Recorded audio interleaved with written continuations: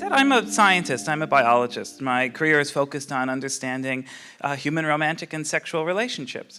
I work at the Kinsey Institute, named after Alfred Kinsey, the father of American sexology. For the last 70 years, we've tried to understand and explore aspects of human sexuality.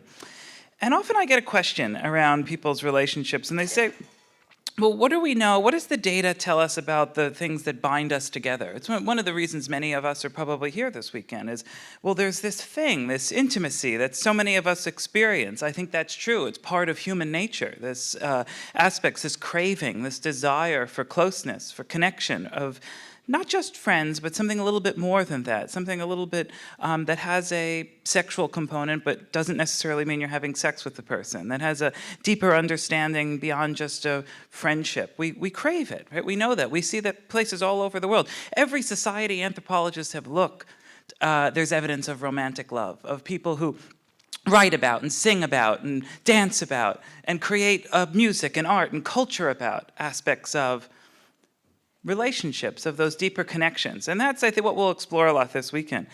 And for me, though, back to that question, what else binds? What are some of the patterns? And as a scientist, one of the most exciting things about that is that the pattern is variation. The pattern is that we see all sorts of different stripes of how people build intimacy, they make intimacy, they experience intimacy. Part of what we'll talk about this weekend is, does it work or not? And is it successful or not? We're seeing variation in that. We see variation in monogamy. For some people, that intimacy comes in the context of one person for their whole life. In others, it might be several people throughout your life. Anthropologist Margaret Mead was interviewed once, and a reporter said, "Why do you think all three of your marriages failed?" And she said, "Excuse me, all three were a success." Right? And it's such a wonderful, that's also helpful, I think, when I went through my last breakup, I thought to myself, okay, that was a good run. It was a good run, all right? So I should have showed up at Esther's door. I needed to, but, right? So how we think about what is success? How are we defining some of these things? How do we, what is it that we're looking for? Is it someone forever? Is it someone for a while? Is it someone that it's passionate sex? Is it someone that it's a deep connection? And those are the sorts of questions that I ask in my lab, that I try to explore. But that variation is so key, right? So for some people, we're seeing increased attention now to things like polyamory, and how some people explore their relationships not with just one person. And they raise actually quite profound debates. People often, Amanda and I often, when we're at conferences and working with scientific communities, there's often profound, intense debates about, well, but what is human nature? And my answer is always variation. Right? It's a good answer often when you don't want to get in an argument, but it's absolutely true, right? That we see all these different patterns, and I think as we explore them, we can come to understand how, for so many of us in our lives, we can experience that, meet that craving, feel some satiation, feel a certain form of well-being, of physical and psychological satisfaction. And that's a little bit of what I want to talk about. But in the context of that, we also know that there's changing demographic patterns in the United States and around the world.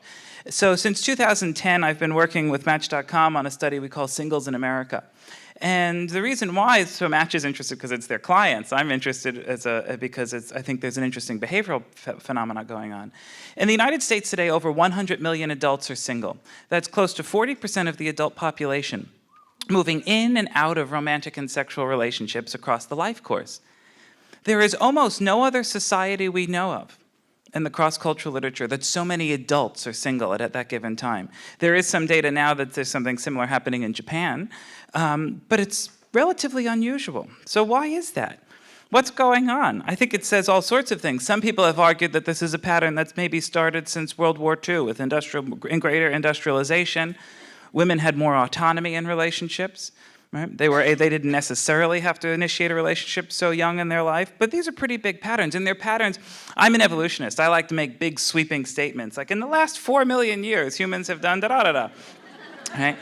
I did an interview for, I think it was Vanity Fair a couple years ago, and I said, there's been 2 major transitions in the last 4.4 million years in human courtship. And One was the agricultural revolution some 10 to 15,000 years ago, and the other was the internet. And a colleague of mine who's a humanities scholar called me and goes, how could you say something that outrageous? And I was like, I'm a biologist. I like to make these kinds of claims. And then I wasn't even entirely sure I was correct, but then more reporters started calling, and I said, oh shit, I gotta double down. But there's something that's going on, right? There's something that's going on. There is something that's changing about this pattern. Why is it that so many more people are not in relationships? Right? That the very definition of relationships are changing.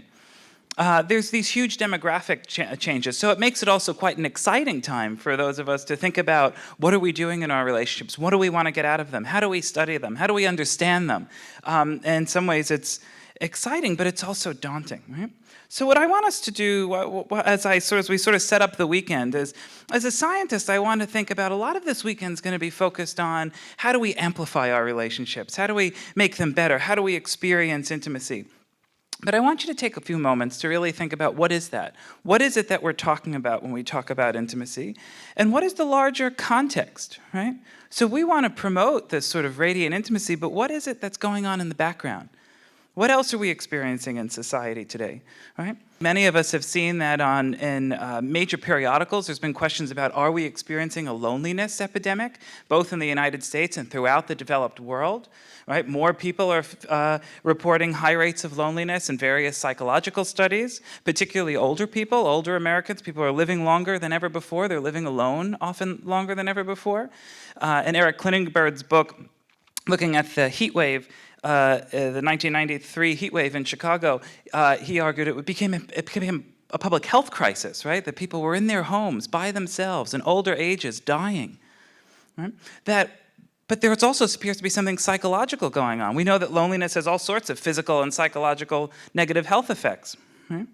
We know that that's true even with our pets, right? How many of you have gotten a pet and you say, okay, I have to get another dog, I have to get another cat, then a third cat, then a fourth cat, right?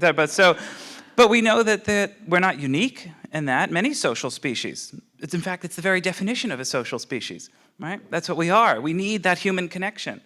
And without it, we know that there's all sorts of effects. So are we on the precipice of an epidemic? I don't know. It's a very interesting question. It's one that we're continuing to study. But it's part of a lot of other questions, right? Other people have said, has technology fundamentally changing the way that we interact? Is technology replacing industry, right? Is it replacing our relationships? I think my grad students every so often come in and say, there was another article about sex robots. We have to study sex robots. And it raises, at some point, Amanda and I keep saying, one day we'll do this. And we finally did. We asked people about sex robots, and about, what was it, half of Americans said that they would have sex with the robot. Is that right? Yeah, was it two-thirds? Two-thirds of Americans said they would have sex with a robot. As one of my colleagues said, who is dear knows, one of my colleagues said, well, who's the other third? Who wouldn't, so two-thirds of Americans would have sex with a robot, but half would consider it infidelity, right?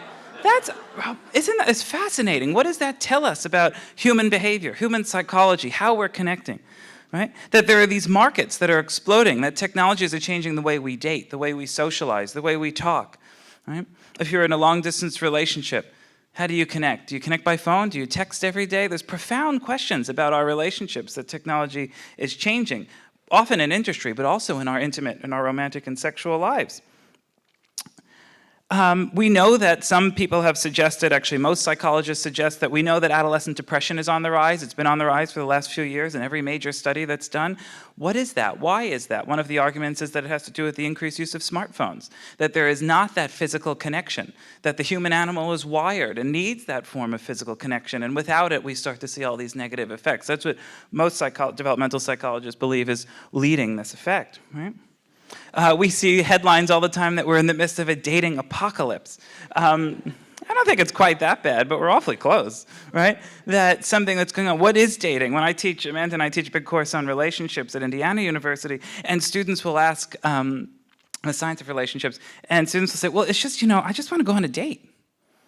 Right? So people who are 18 to 22 years old, they just want to go on a date. And then sometimes you'll ask them and they'll say, well, there's this person, I've been hanging out with them, we've been hanging out for a few months and we kiss and we sometimes have sex. I go, would you consider that dating? And they're like, well, I don't know. right? Do we need a title? Do we need a label? So young people are not even really sure what to call what they're experiencing. So I can come in as a scientist and say, okay, if you meet these criteria, right? So when we talk about romantic love, I could say, do you have focused attention, intrusive thought, obsessive thinking? Those are the characteristics. It sounds a little bit like a disease. But so we could put those labels on, but what are people experiencing? What are they feeling when they get out of bed in the morning? What are they feeling when they crawl into bed at night? Right? That certainly there's something that's different. There is certainly something different about courtship and dating practices today than we've seen in past generations. And we know that. We know the data on that. We know that people are not doing clearly delineated dating. Sometimes sex is happening before relationships. Sometimes sex is leading into relationships. I'll talk about that in a minute. We know that developed societies around the world have sub-replacement fertility. There's not enough kids being born in developed countries to actually replace older populations. Right? Do we want to consider that part of intimacy? What are couples doing? Are they staying together? Are they having kids? Are they raising kids? Not saying that they should, but what are we seeing on a global demographic big data scale as we come to understand these types of questions? And of course, we have increasing concerns about sexual health. Sexually transmitted diseases are on the rise throughout the world. Actually, the highest rates are those ages 18 to 24 and those ages 65 and older. So throw some of your ideas about sexuality ending in later life out the window, right? But we know that, and that's not the only thing. The World Health Organization has started to now say we should look at things like orgasm as part of our definitions of sexual health. The current presidential administration, not so much. But we know, right, that some of these questions, these are pretty profound questions. They circle around similar issues about relationships, intimacy, sexuality.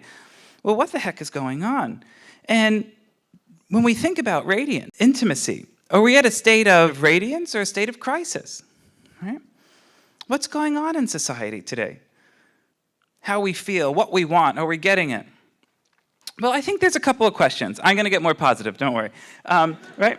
I think there's a couple of things that are going on. So for me as a biologist, one of the questions I have about relationships is, how do we invoke the bodily senses? How does the body interact with an environment, with other people, right?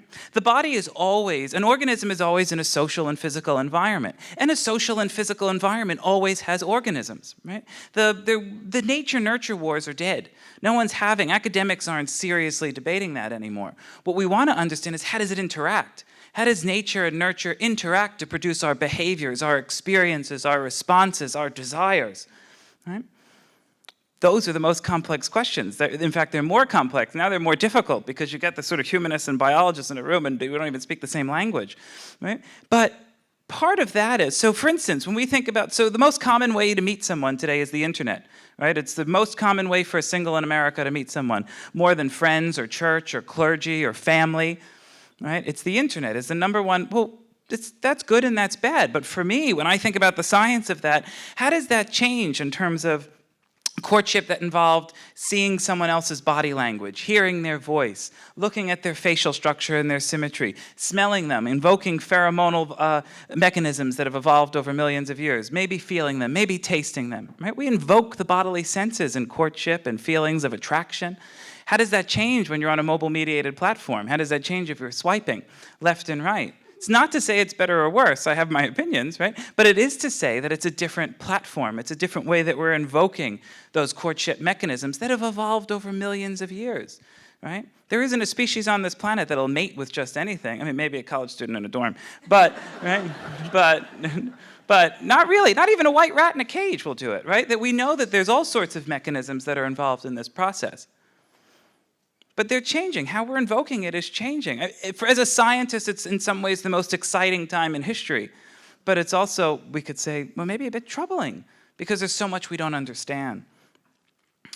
So part of that, what I'm trying to set up is, over the course of this weekend, we're going to talk a lot about love as a verb, intimacy as a verb, as an action, right? Something that you'll do. How do you amplify it? How do you do loving things and caring things? But I want you to also think of it as a state of being. Right? That it can also be a physiological, a neurological, a biological response. Could you love someone and commit a crime of passion? Well, if we're only thinking of it in the context of a verb, we might say no, right? That's not a loving behavior. But if we think about it in terms of what happens with that definition I used earlier, focus, attention, obsessive thought, intrusive thinking, well, then you could. right? It's not to say it's good love. It's not to say it's healthy love. In fact, many of us would say it's not. But it is to say, how can we understand, how do we respond to others? What is this feeling, right? If you stalk someone, could you be in love? Maybe in your own mind you are, but that doesn't mean it's not real. We could say that it's problematic. We could say it's unhealthy. We could say it's illegal, right? But it's not to say that that's not the experience. So when we think about love and intimacy, yes, there's an aspect of it that's a verb, that's an action, to do something, make it positive, to amplify it, to make it radiate. But we also know that it can be a state of experience, right? So, for instance, colleagues of ours at Einstein Medical put people who were romantically, passionately in love in an fMRI brain scanner. And then they did the same study of people who had just been romantically rejected. And when you put them in the scanner, you see the same parts of the brain, right? So someone dumped them, you put them in a scanner, show them pictures of their ex.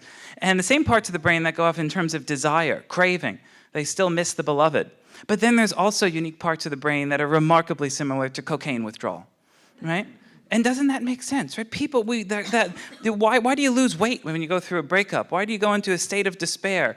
Some people are fine. Sometimes you're happy. Sometimes you go and party, right? But we know that there's also that range of responses.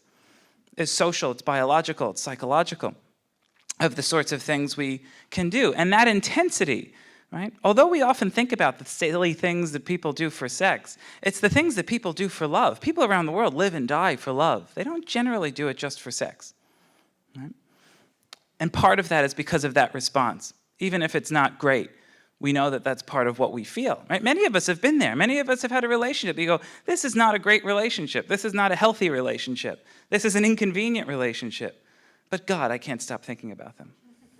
Right? Maybe even long after you break up. That's part of the complexity of the human intimate animal. Right? So sometimes love hurts. Sometimes it's not a positive thing. But can we understand it? Can we understand that shared physiology, that response, that just because it's sometimes not positive doesn't mean it's something to be afraid of, but it's something to understand. It's something that we can learn to harness. Right? So, for instance, when people go through breakups, part of what they're experiencing is physical pain. They need to find new stimuli to reoccupy the brain. Right? Maybe it's dating someone else. Maybe it's interacting with social others and friends. In fact, that's what we know. You would regenerate that dopamine response in your brain. Right? We can come to think that even though it's not always great, that there's a biology there that explains some of it. But on the other hand, love does heal. Right? So there is a part of it that is great, that is amazing. So in laboratory studies looking at oxytocin, often called the cuddle hormone, a neuropeptide that's involved with bonding and attachment, we know that rates of and orgasmic response, we know that oxytocin is, it heals. People with higher rates of oxytocin have lower rates of disease, lower rates of depression. Actually, you can give studies where you do Keuchel Glaser has done studies where you create wound healing and higher oxytocin levels. You actually heal better. There's probably a physiology. Why does study after study, Amanda will talk about this on Sunday, show that close relationships, healthy relationships, are associated with getting out of the hospital sooner after surgery, having less mortality, less disease? Maybe there's a physiology underlying that, right? Turns out oxytocin is tied into our immune system, right? And we know that, right? We know that healthy relationships can amplify us, not just psychologically, physically, our ability, the things we can do. Wow, when it's right, when we can do that, we are talking radiancy, right? We are talking about relationships that can make us do things that feel superhuman, that make us feel excited, that make us feel healthy, that make us feel satisfied. Maybe that's with one person, maybe it's with two, maybe it's with three, maybe it's with multiple throughout the life course, maybe it's with multiple in one evening. But whatever that means to you, where in that variation you fall, that relationships can heal. They can cause us to feel all these wonderful things. Right? So as we think about that, we can also think that there's all sorts of things that tie into that psychophysiological state, right? That we know that things that when we think about intimacy, there's different aspects of it. It could be relationship satisfaction. What research shows is that people who have satisfied relationships they perform better at work, they're better parents, they're happier, they're healthier. It could be that it's tied to things like sexual satisfaction. We know that relationship and sexual satisfaction highly correlate, although scientists have a hard time distinguishing which one it can influence the other. And probably it's that they both influence each other, right? Is it that a great relationship means you have great sex, or does a great sexual relationship mean that you have a good romantic relationship? And it's probably bidirectional. It's both, right? They amplify each other. It's a dance. that we do in our relationships. And it's part of the reason why we have sex for all sorts of reasons in a relationship. You don't just have, we were talking about this at dinner, you don't just have sex with someone because you always want it, right? There's all sorts of this sort of wantedness in a relationship, can all be all sorts of different reasons why you engage in sex, but part of it's the relationship. Just like you do things in a relationship. You don't always do things just because you so badly want to fold your partner's laundry, right? No, there's all sorts of reasons you might do that. Complicated reasons. And those are part of the intricacies of relationship. We know that things, when we think of things like orgasm, associated with a rise of dopamine, a rise of oxytocin, and actually there's a shared physiology. Oxytocin is involved in maternal milk letdown, right? It's probably why mothers and infants, that's how they physiologically bond, right? But we also know that it's released at orgasm. It's also involved in uterine contractions at birth. It's probably why some women, when they have orgasm, actually have a uteral contraction sensation, because it's a shared physiology. Right? So that actually the orgasmic response and the release of oxytocin is causing the muscles to contract for that sensation. But it can also, scholars and scientists have argued that it's probably associated with bonding, the behavior. Right? I always find that one funny because every so often, like every few months, I have a journalist call me and say, earlier in my career I wrote a lot about hookup culture and casual sex behavior. I still write about it occasionally. Studies we've done in our lab. And someone will call and say, what can someone do to have no strings attached sex? And I feel like I'm a conservative when I answer this question, because they say, well, like, if you just want to have a hookup and like just no strings afterwards, what can you do? And I laugh and I go, don't do it. Because there's a physiology. Certainly there's plenty of people who can have casual sex and walk away fine. Many of us know that, right? For all sorts of reasons. But we also know that sex has consequences. And pregnancy, disease, falling in love, right? There's all sorts of consequences. Part of that is, maybe some are better than others, right? With all sorts of consequences, but that's part of understanding the physiology of a sexual response, of understanding what we crave, what we need, why we're drawn back to those things repetitively that give us those positive feelings, right? And we know it's associated with happiness and well-being. And I want to wrap up with a concept that my colleague Helen Fisher and I have been working on. It's really Helen's idea, but we've been putting some data behind it, of this notion of slow love. And I think this helps put a little bit of meat on the bone of what I'm talking about, what's going on today. And we're seeing that there's new norms, right? In the United States today, 2/3 of singles have had a one-night stand, 1/3 have had sex before a first date, half have had friends with benefits relationship, right? Half of singles have lived together before a wedding, right? These are different norms. Whether you think they're good or bad, that's a complex question, right? That's a personal question. But they certainly are new norms compared to what we saw of relationships in America in the past. And with that is often excitement and curiosity and a complex response. Part of that is influenced by technology. Half of singles research a date on Facebook, 1/3 Google a partner, half have used an emoji, and 1/3 have used these icons to express their feelings, right? And it turns out, actually, those emojis, so when we're thinking about how do you communicate things like intimacy and emotion in a world where technology is so involved in our romantic relationships? Well, it turns out that affective response, right, a way of showing a smile and images, work Amanda and I have done, actually can be quite important as a way to communicate that. But what's the rule? No more than 3, right? Amanda found that if you do more than 3, you're weird and no one wants to date you. But having few, some of that communication is actually probably important for us. Half of people have posted selfies on the internet. 1/3 have sent a sexy photo for courtship purposes, right? We often think people are doing it for, well, I don't know why you think people are doing it, but it turns out that a lot of it has to do with trying to attract a partner, trying to flirt with a partner. The new one that's a bit more worrisome is sort of men showing images of their genitals on dating sites, right? But what's interesting is you survey men, and a lot of them think it's kind of playful and cute, and then you survey heterosexual women, and like 95% say, like, no one thinks this is cute. So it's one of those cases where data can inform our practices, hopefully. Right? So we're engaging with technology in all sorts of complex ways in our lives, sometimes stupidly, sometimes hopefully, right? But it's integrated. Whether or not you think this is good or bad is a very different point and question than the fact that this is the new norm, right? This is how our lives are taking shape today. So how can we understand it? How can we harness it? Okay.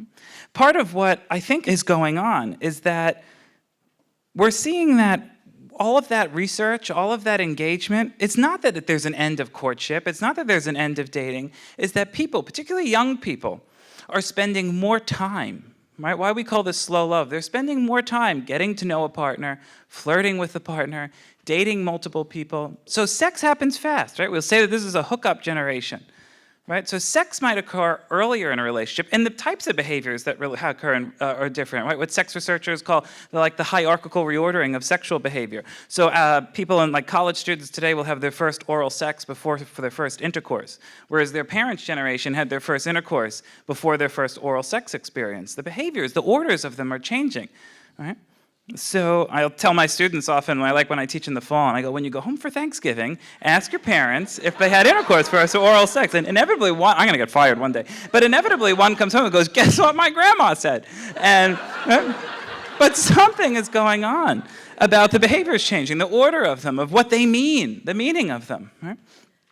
So that people are spending more time in the sort of getting to know you phase. Even if sex, the role of sex in relationships is sort of moved up in that process, the sort of fast sex. But the love process, it's not dead. It's not an apocalypse. It's moving slower than ever before. People are more careful. Maybe they're more worried than ever before. And part of what Helen and I have showed is that there seems to be ways that people are breaking this out, right? So that we'll see that 40% of singles have had a just friends relationships, but they call it hanging out. My students say this all the time, and at first I didn't understand it. They'd say, well, we're just hanging out. And then finally, my niece said it one day, and I said, oh, Christ, I know what this means, right? And that's the problem when your research takes, when you bring it home, you realize what young people are really saying. Right, so that it's that you're involved with someone, something somewhat romantically, somewhat sexually, but it's not a label. You're not really sure what it is.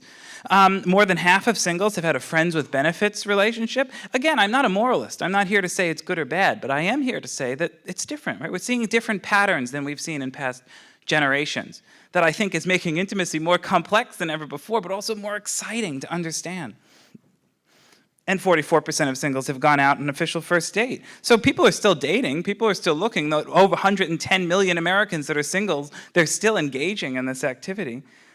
But it's to say that the importance of marriage as a union as sort of a political institution, as something that you have to do right away to solidify that, as the context within which intimacy can happen, that's changing. And partly it's changing because of young people. Millennials are changing it. It's fascinating. When we think of intergenerational transmission, we always think of our parents' generation influencing the kids, they influence the grandkids. It's typically how transmission happens, right? Intergenerational transmission. What we're seeing today is young people are influencing older generations, right? Young people are putting their parents on dating sites, their grandparents on dating sites. The fastest growing dating site in America for years has been Our Time for people 50 and older, right? That people are, the norms are changing and younger people are setting that change. It's a for scientists, this is a fascinating time. I said I'll have more questions than answers, right? It's a fascinating time because the game is changing. And I think that makes it even more important than ever for events like this, where we think critically about what is intimacy, how do we harness it, how do we get it in our lives. And as my colleague Helen likes to say, one of the changes has been that marriage was traditionally the start of a close relationship, but today it's the finale, right? People want to really get to know someone before they engage in that union. I'm going to end on this, I think, to lead into Esther, as part of when we think about the body in an environment, we know that the body can respond in all sorts of ways. We could have an oxytocin response. We can have a dopamine response. We often talk about fight or flight. My colleague Steve Porges talks about the freeze response, right, which is the submammalian response. It's the reptilian. If you're really in a state of shock, you don't respond often, right? It's why we would actually expect people who, it's interesting in terms of these conversations, including that are happening here in California about consent and affirmative consent. If someone's really afraid or uncomfortable, you shouldn't expect them to say no. You should expect them to say nothing. That's how the body responds, right? It's a freeze response, submammalian response. So, but we know that there's a complex physiology of how we respond to the environment, how we respond to our social others. Does someone make you comfortable? Do you feel safe with them, right? Part of what we know about the physiology of love and intimacy is that you have to feel safe, right? You have to feel, if you're in a state of flight, that's not a state in which you can form those bonds. So part of this interest, this sort of slow love movement, I think what we're starting to see is people spending more time to get to know someone, to feel comfortable with that person. So I want to end by saying I don't think we're quite in an intimacy crisis. But things are quite complex, more complex than we know in the historical record in any generation and before. But there's a lot we can learn about how the human body and the human brain responds to these changes. And I think by understanding that, we can harness it and make our relationships much more exciting and fulfilling. Thank you.